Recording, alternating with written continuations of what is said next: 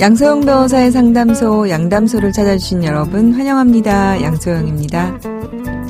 뇌출혈로 쓰러진 아버지를 간병한 22살 청년이 존속 살해죄로 처벌받은 사건이 세상에 알려졌습니다. 공익근무를 위해 휴학했던 청년은 공장 노동자로 일하던 아버지가 뇌출혈로 쓰러진 작년 9월 이후 간병을 이어왔는데요. 그러다가 올해 5월 부친이 굶어 죽자 검찰은 아들을 존속 살해죄로 기소했습니다. 1심 재판부는 징역 4년형을 선고했는데요. 항소심 결과는 어땠을까요? 법무법인 승인 양소영 변호사입니다. 항소심 선고를 앞두고 한 언론사가 부친 간병살인 22세 청년, 당신은 돌을 던질 수 있습니까? 이런 질문을 던졌습니다. 청년은 어머니 없이 아버지와 둘이 대구에서 지내왔는데요. 아버지가 갑작스럽게 쓰러진 후에 온몸이 거의 마비가 된 채 누워서 생활을 했어야 했다고 합니다. 약 8개월 동안의 병원비가 무려 2천만 원이나 청구됐습니다. 20대 초반 청년은 군 입대를 위해서 휴학을 한 상태여서 막대한 병원비를 구할 수 없었던 데다가 집, 가스, 휴대전화 모두 끊어질 정도로 어려운 생활을 이어왔던 것으로 전해졌습니다. 항소심 재판부는 1심과 동일하게 징역 4년을 선고를 했네요. 아버지를 살해하려는 고의가 없었다는 청년의 주장이 항소심에서도 받아들여지지 않은 겁니다.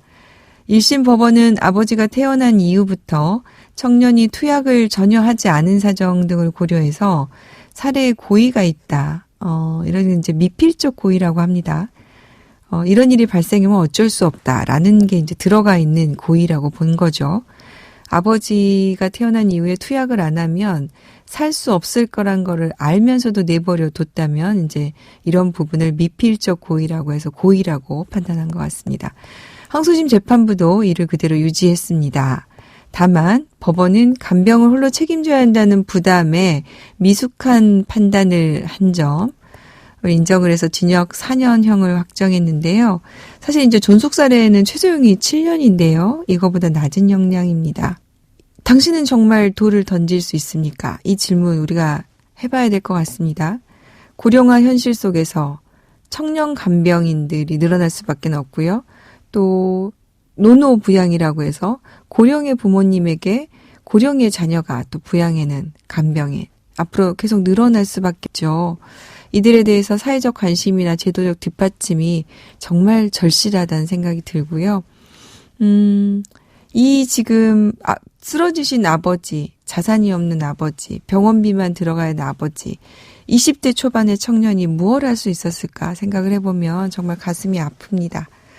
네, 우리 모두 관심을 가지고 사회적 제도 만드는데 힘을 좀 보태야 될 것 같습니다. 화나고 답답하고 억울한 당신의 법률 고민 함께 풀어볼게요. 김하영 변호사님 함께합니다. 안녕하세요. 네, 안녕하세요. 김하영 변호사님 방금 그 청년 간병인 얘기 들으셨잖아요. 네. 어떤 생각 드셨어요? 네, 일단 먼저 이 청년이 너무 안타깝고 이 청년이 좀 아버지를 부양할 수 있는 사회적 그런 시스템이 좀 마련돼야 되지 않나. 네, 이런 생각을 그러게요. 합니다. 저는 저희 부모님이 저한테 맨날 하시는 얘기가 내가 안 아파서 그 병원비 안 들어가니까 그거 정말 너희들한테 축복인 줄 알아 하셨는데요. 네. 제가 젊었을 때는 그 얘기가 농담으로 들렸는데 시간이 지나 보니까 정말 그렇습니다. 우리가 이제 서로 간에 이런 문제들 현실에서 많이들 있는데요. 오늘 또 사연이 와 있습니다. 김하영 변호사님 얘기 들어보고 자세히 얘기 나눠볼게요. 월세로 신혼을 시작한 저희 부부는 내 집 마련이 소원이었습니다. 전세로 몇 번 이사를 하면서 제 이름으로 꾸준히 청약을 넣었는데요. 4년 전 드디어 청약에 당첨됐습니다. 당시 제가 분양가의 10% 금액을 지급하고 공급 계약을 체결했습니다. 소위 영끌까지 해서 계약을 체결한 터라 이후 중도금 지급을 위해서 저는 그동안 투자했던 주식도 모두 처분해 아파트 분양대금에 넣었습니다. 하지만 아내는 달랐습니다. 아파트 값이 오르니 당장 부자가 된 것처럼 새로 이사갈 집에 값비싼 가구와 전자제품을 고르기만 하는 겁니다. 모든 경제적 부담감은 제가 다 떠안아야 했죠. 아내에게 섭섭했고 늘 불안했습니다. 결국 저희 두 사람 쌓여온 불만과 반복된 갈등으로 이혼에 합의했고 별거한 상태입니다. 별거한 이후 저는 아파트 나머지 잔금과 에어컨, 발코니 확장 비용을 납부하고 새 아파트로 이사했습니다. 지금은 처음 분양가보다 훨씬 아파트 가격이 상승한 상태입니다. 이혼 소송이 진행되자 아내는 아파트에 대한 재산 분할을 요구하는데요. 계약금부터 잔금까지 제가 모두 부담했는데 재산 분할 대상이 되는 겁니까? 아유, 요새 같은 정말 시대에 청약만 되면 고생 끝 행복시작. 이럴 줄 알았을 거 아니겠습니까? 근데 보니까 또 오히려 갈등이 시작이 되셨군요. 집 문제로 갈등이 더 악화돼서 이혼을 하게 된 사례인데요. 김하영 변호사님, 혼인 중 남편 이름으로 당첨된 분양권. 자, 여기에 대해서 아내의 권리가 어느 정도 인정될 수 있을까요? 네, 이 분양권의 경우에도 혼인 중 쌍방의 협력으로 형성된 것이기 때문에 기여도에 따른 분할 비율의 차이만 있을 뿐 분할의 대상에는 해당이 됩니다. 네. 이 설령 일방의 명의로 당첨되고 계약을 체결했다 하더라도 이 계약금, 중도금, 납입한 금원의 출처, 그리고 청약을 신청하게 된 계기, 그리고 청약 당첨에 부부 당사자 양측이 기여한 내용 등에 따라 기여도를 판단해야 되는데요. 분양권이 혼인 기간 중에 쌍방의 노력에 의하여 형성된 재산이란 점을 입증해야 됩니다. 그래서 실질적으로 경제 활동을 하지 않아서 금액에 대한 기여도는 없다 하더라도 이 가사노동, 육아, 재테크 등을 통해 분양권 당첨될 수 있다는 점을 소명하면 됩니다. 네. 그러면 이제 이 아내분이 네.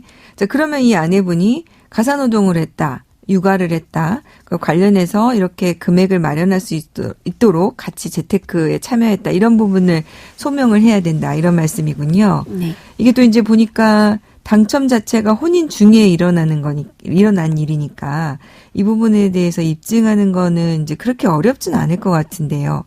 자, 그러면은 이런 사례 경우에 재산 분할은 구체적으로 어떻게 될까요?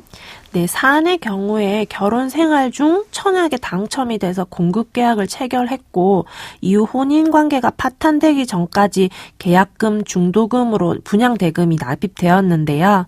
혼인 파탄 이전에 이미 이 사건 아파트의 소유권을 취득할 것이 예정되어 있던 점, 그리고 공급 계약을 체결했던 점, 그리고 아내가 자녀 양육을 하고 가사일을 도맡았던 점을 미루어 봤을 때 재산 분할이 대상이 됩니다.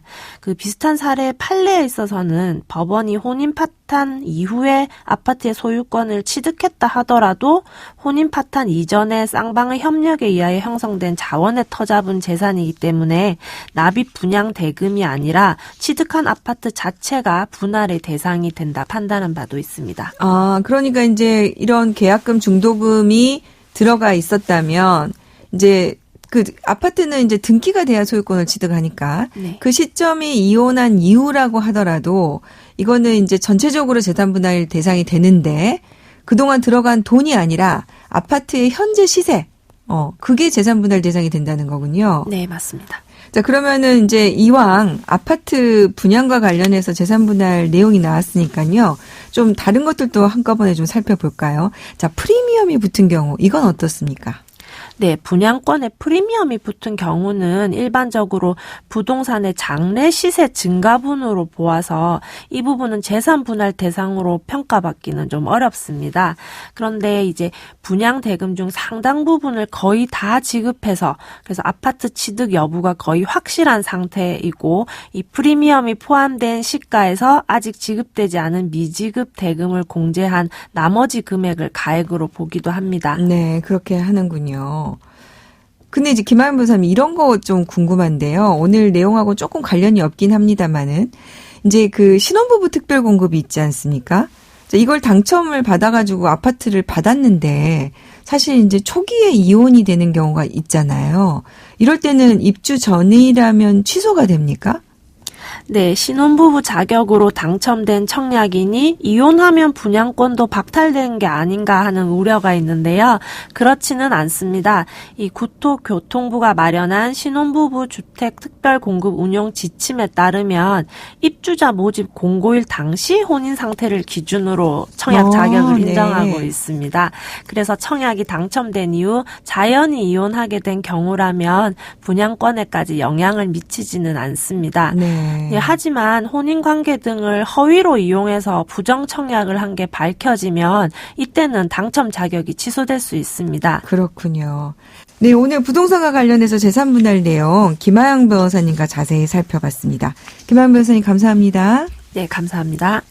양소영 변호사의 상담소 양담소는 내일 또 문을 엽니다. 끝곡 백지영의 여기가 아파 들려드릴게요. 양소영이었습니다.